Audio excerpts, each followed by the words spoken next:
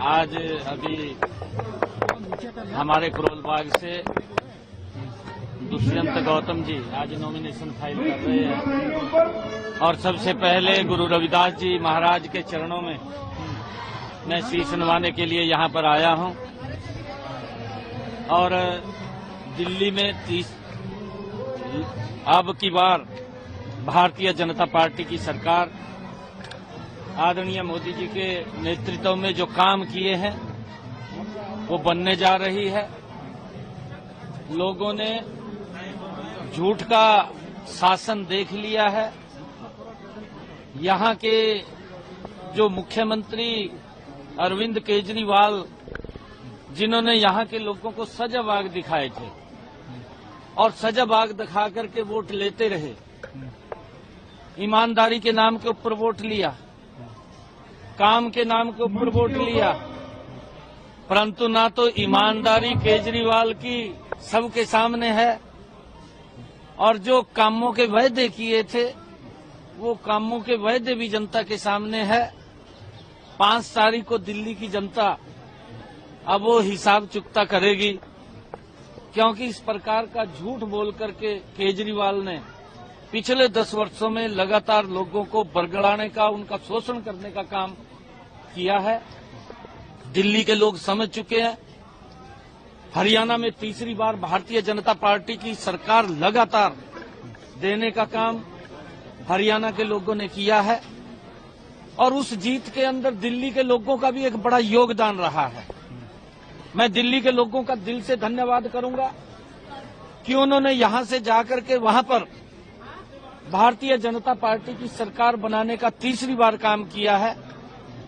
अब दिल्ली के अंदर यहां भी कमल का फूल खिलेगा, कमल की खेती होगी।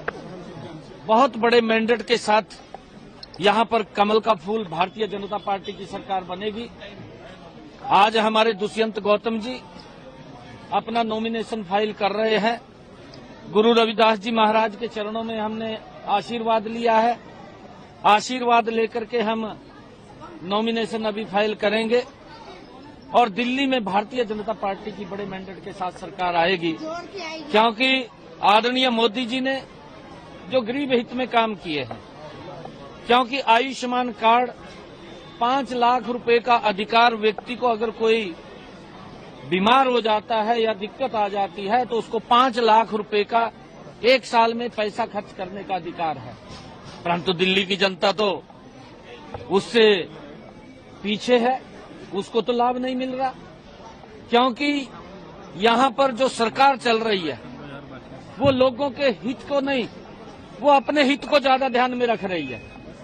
गरीब व्यक्ति का कैसे विकास हो उसकी चिंता तो ने सजबाग दिखाया, परंतु विकास अपना कर लिया।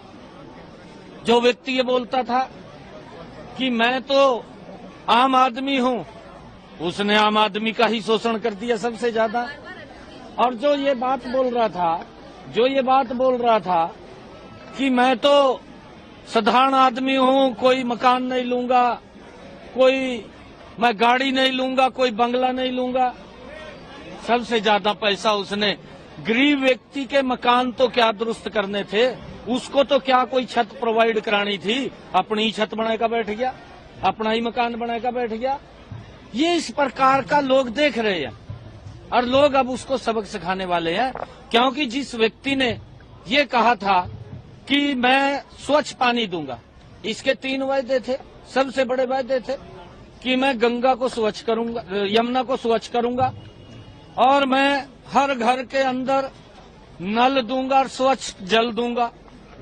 ये 10 साल पहले बोलता था, कहा चाहे ओखला का पानी पी लो, यही बात बोलता था। ये हम नहीं बोलते थे, केजरीवाल बोलता था। और उसने ये कहा था कि यहाँ की सड़कें ऐसी बना दूंगा जैसी यूरोप की सड़कें हैं। भाई अब तक तेरी आंख नहीं खुली क्या? 10 साल हो गए तेरे को। 10 साल में तो लोग 5 साल वास्ते चुनते हैं, तेरे को तो 10 साल का समय दे दिया। ना तो किसी को स्वच्छ पानी मिल रहा और गंदा पानी देने का काम कर रहा।